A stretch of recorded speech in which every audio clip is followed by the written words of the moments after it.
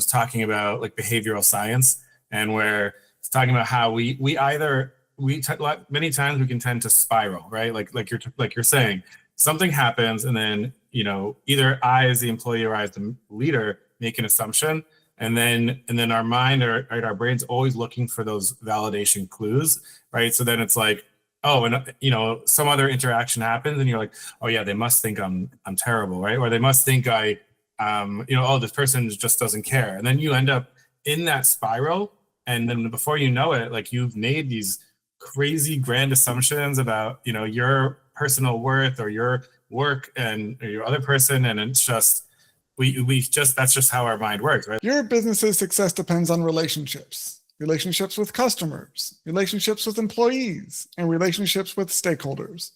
What do they all have in common? They're all human, because no matter if your business is B2B or B2C, it's really H to H, human to human. Welcome to the Human Connection Podcast. I'm your host, Carl Ponto. Each week, I'll bring you stories, insights, and practical advice from experts that you can apply to your growing company and daily life. This week, I'm excited to connect with Shmuel Saklad. He is a senior manager in the Enterprise Accounts Department at B&H Photo. He brings over 10 years of hands-on experience supporting B2B clients and contact center operations.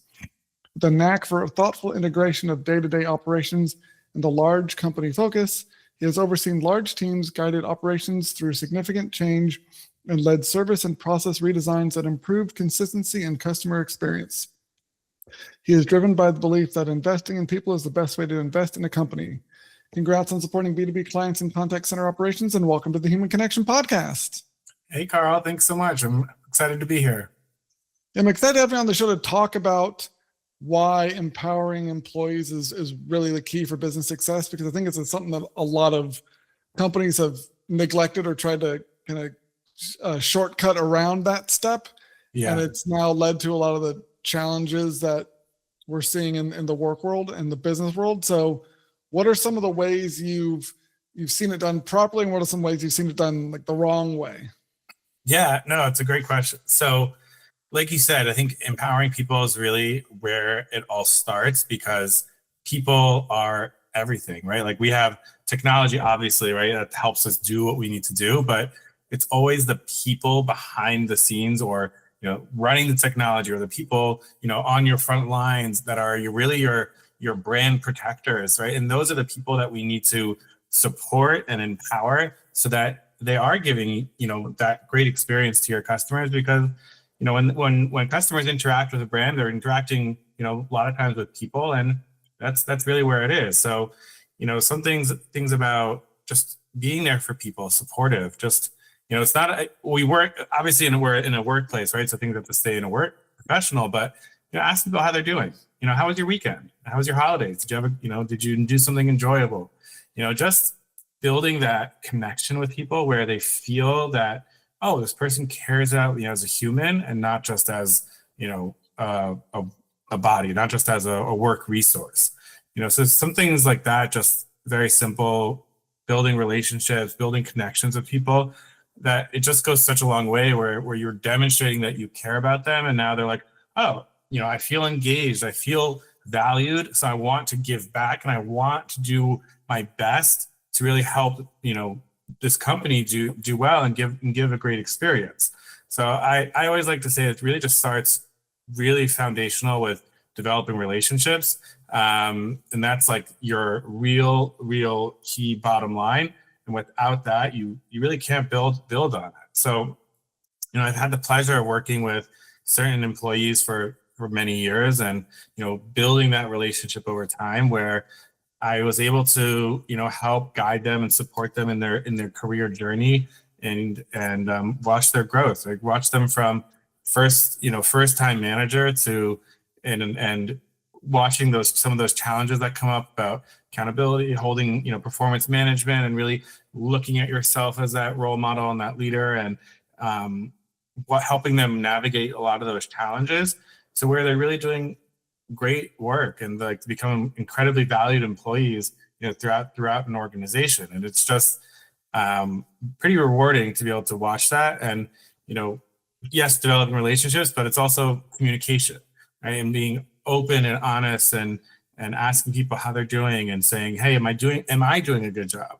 I need you to be honest with me and say, hey, did this week go well? Have I given you any good feedback this week or this month? And just being open to hearing that feedback. So that's, I would say, a success story, where it's done well. And in the reverse, it's just watching where relationships where there's not trust and people don't think that you have, they don't feel that you have their back, or they don't trust the work that they're doing, and you're questioning, and it does not lead to good results. And it's just you can just see the not necessarily negativity, but you just see the lack of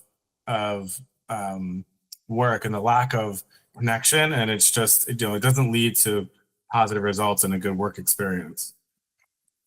Yeah, I really think it's important to understand that one of the key differences of those two scenarios you just explained was just the communication and that openness of two-way communication, not just the employee listening to what the manager or the leader is saying, but also there's the willingness for the manager to receive input from the employee, and the questions, and being open to that two-way communication, because when it doesn't exist, there's a lot more assumptions, and the way our brains try and come up with stories to fill in gaps and make assumptions. And when those can go wildly out of control and often are not accurate at all, but from a leadership perspective, you're not getting ahead of them, not being proactive, and don't have that communication channel open both ways, it leads to these huge assumptions that can really undermine the success of a team, because they're going to assume things, and they're going to talk to other people, and they're going to start making it, and then it gains life of its own. If you don't have that open channel of communication, all sorts of problems fester from that.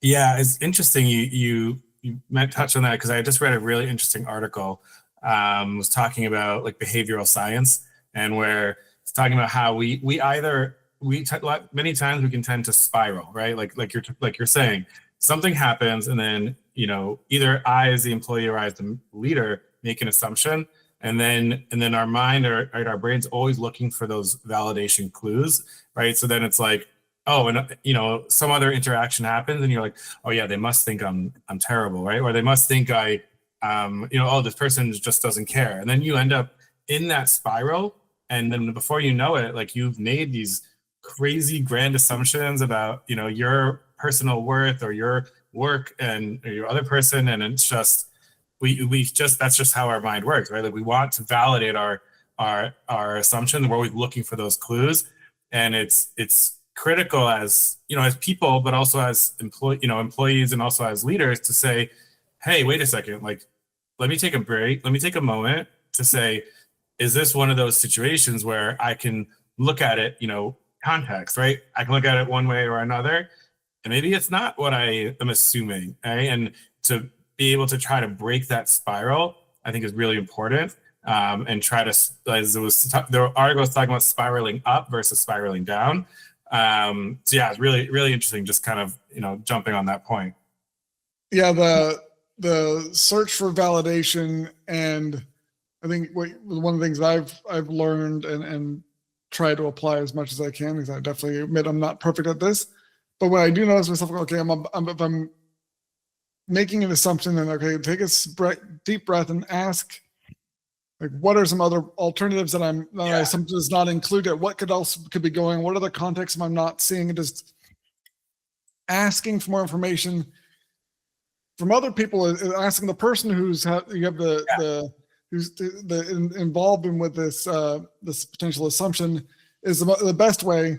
But if it's not possible because of circumstances, you can't connect with them, at least asking yourself to consider what other things could be going on that could explain the situation besides what your initial assumption was. And at least that shows you that you don't know enough to make any assumption. And so you want to get on that path of asking more questions and reserving that and just like stopping the spiral before it starts. So maybe you can start spiraling up instead of down, but it's, if you have to have that like mindfulness and awareness as a leader and knowing yourself enough to go, if I just assume this and go, you might be starting on that spiral where if you go like, okay, let's pause and reserve judgment and ask more questions first.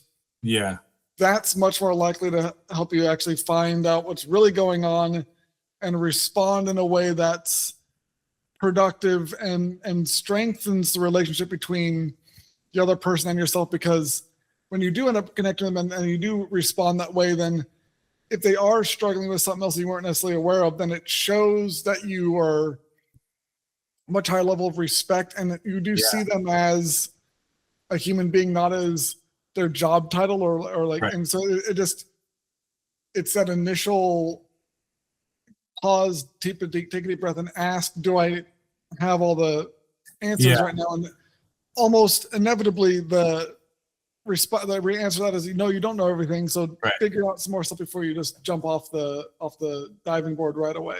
Yeah. And also I something recently that I think really helped me was, conflict a lot of times comes up when there's mismatched expectations or mismatched communication. So something recently came up for me where I was able to stop myself and say, have I set my expectations clear? Like, did somebody do something because, they thought they were doing the right thing, right? But to me, it's like, I was expecting, something else, but have I ever conveyed that? Have I ever spoken those words, right? And I was like, for me, I felt like it was a real growth moment for myself, even doing this for 10 years, it's like, still, we're always growing, we're always learning. And to really just think about that, like you're saying, like, you don't know all this story, you don't know all the facts, you don't know everything that's going on. So it's, have we even conveyed what we really are expecting from people and looking for them? Yeah, it's one of the key foundations of good communication is not just knowing what you're trying to say, but understanding how it's being received by other people. Because you might think you said A, but if someone else hears B, and then you hadn't confirmed that they heard B and not A, then you're not communicating as well as you think you are. And that can definitely lead to problems if the expectations you think you're communicating are not being received the way that you think you're communicating them. And so again, it's another reason to have the importance of having that two-way communication channel so people can say, hey, by the way, did you really mean, here's what I heard, this is what I think you want, is that correct? Instead of just giving out some like mandate and expecting people to understand exactly what you meant and not misinterpret it. It just never happens. So that awareness and being open to kind of getting your communication style critiques, because that's an essential part of leading and communicating well, is understanding how what you're saying is being received. Exactly. Yeah. So when for someone who's in a leadership role, and like I said, you've worked with some new ones, what are some of like someone just recently started into leadership role, what's like the first steps you recommend they take in order to set up these relationships the right way? Yeah, it's a good question also, because you want to get off on the right foot, right? And stepping into leadership is exciting, but it's also, nerve-wracking, it's stressful. You want to do a good job. So the thing I always tell people, when they're starting into that role is, before you do anything, any critiquing, any performance management, just sit down with every person on your team and just talk to them for 10 minutes, ask some questions. Hey, just to get to know you, right? I just want to learn about who you are as a person and as a human. And I just want to, develop a relationship. And, nobody likes that new leader that comes in swinging and dropping the hammer, all that. So just observe and talk. And, that's just, I've found the right way to do it. And you just have that foundation of, oh, this person really just wants to know who I am, and right, wants to understand me as a human, and is really, obviously also in conveying to them that, you're there to support them, you're there to help them grow, and, and if you, like we talked about before, if you have expectations, that's a good time to talk about them, right? Like, hey, I'm here to support you, but I need you to, part of doing that is I need you to come over and tell me if you need help with something, like just something simple, just to start that back and forth and start that relationship, where you're just starting on a very neutral, very even keeled tone. And I've seen it work. I've seen it work well.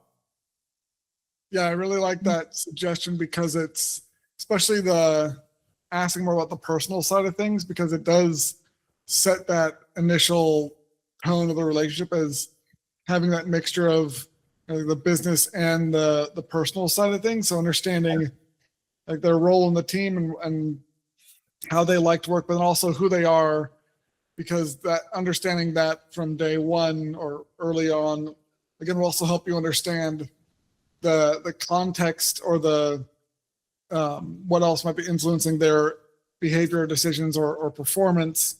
Yeah, and you'll be able to avoid making as many assumptions because you'll have more information about their whole life as a complete human being, not just the business side of things. And I think that's really important. It's so funny